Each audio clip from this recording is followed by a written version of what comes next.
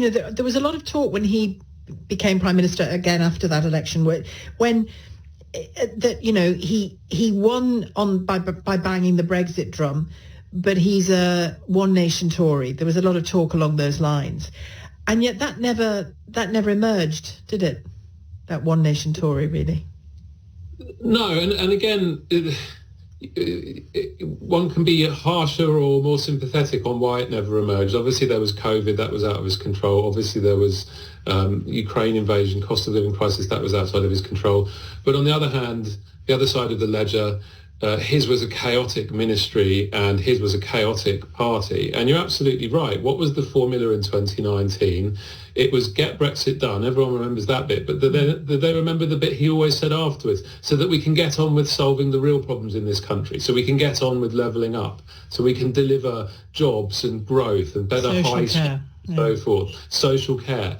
And that part simply hasn't happened. And all the polling shows us that voters are well aware of the fact that it simply hasn't happened. And so the Conservatives now find themselves in the kind of worst of all possible worlds.